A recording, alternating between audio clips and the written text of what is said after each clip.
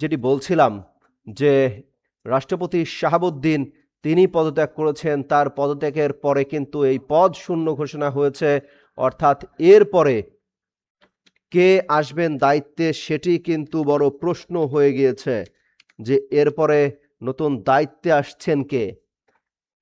যদি বলা হয় শাহাবুদ্দিন পদত্যাগ করেছেন, আলোচনায় রয়েছেন, তার পদত্যাগের পরে কিন্তু আলোচনায় রয়েছে অন্তত ৩ জন। শাহাবুদ্দিনের রাষ্ট্রপতির পদের সম্ভাব্য আলোচনায়, রাষ্ট্রপতির যে পদ রয়েছে এই পদের সম্ভাব্য আলোচনায় বিএনপির সিনিয়র ৩ নেতা রয়েছেন। আমি একটু এক নজরে জানিয়ে দিতে চাই আপনাদেরকে কোন পরিস্থিতিতে কারা আলোচনায় রয়েছেন, কে হতে পারেন পরবর্তী রাষ্ট্রপতি। রাষ্ট্রপতি মোহাম্মদ শাহাবুদ্দিনের সম্ভাব্য পদত্যাগের খবর ছড়িয়ে পড়ার পর তারপর থেকেই কিন্তু আলোচনা চলছিল দেশের পরবর্তী রাষ্ট্রপতি কে হচ্ছেন তা নিয়ে রাজনৈতিক অঙ্গনে কিন্তু জোর আলোচনা শুরু হয়েছিল, যেটি বলছিলাম, এবং সেটি এখনো রয়েছে। একাধিক দায়িত্বশীল সূত্রের দাবি শারীরিক অসুস্থতাজনিত কারণ দেখিয়ে তিনি ২-১ দিনের মধ্যেই পদত্যাগ করতে পারেন। সেটি আলোচনা ছিল, গুঞ্জন ছিল, সেই গুঞ্জন সত্যি হয়েছে এবং তিনি পদত্যাগ করে ফেলেছেন। এরই মধ্যে কিন্তু রাজনৈতিক যে দলগুলো সেখানে আসলে কারা আলোচনায় রয়েছেন সেই বিষয় নিয়ে আপনাদেরকে জানানোর চেষ্টা করছিলাম।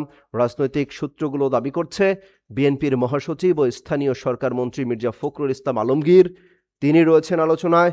দলের স্থায়ী কমিটির সদস্য ডক্টর খন্দকার মোশাররফ হোসেন তিনি রয়েছেন আলোচনায় এবং ডক্টর আব্দুল মঈন খানের নামও সম্ভাব্য রাষ্ট্রপতি হিসেবে বিভিন্ন মহলে আলোচিত হচ্ছে।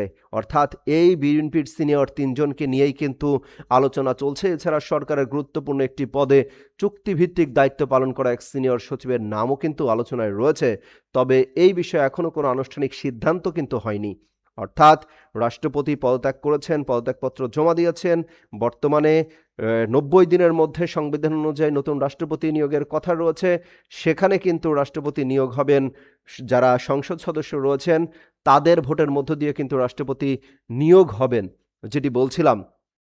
সূত্র জানিয়েছে পরবর্তী জাতীয় সংসদ নির্বাচনকে সামনে রেখে নতুন রাষ্ট্রপতির ভূমিকা অত্যন্ত গুরুত্বপূর্ণ বিবেচনা করা হচ্ছে।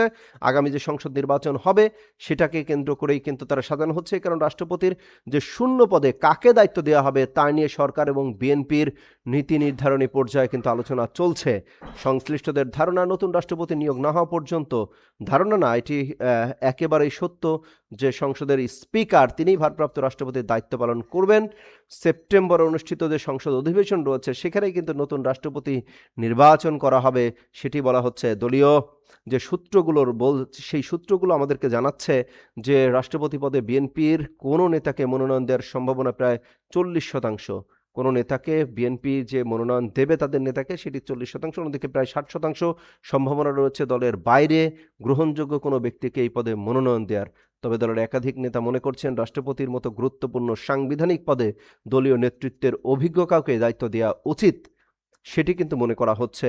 এদিকে সরকারের একটি দায়িত্বশীল সূত্রের ভাষ্য, রাষ্ট্রপতি পদে যেসব নাম আলোচনা এসেছে সেগুলো মূলত অনুমান নির্ভর। এখন পর্যন্ত কংক্রিট কোনো বাস্তবতা নেই।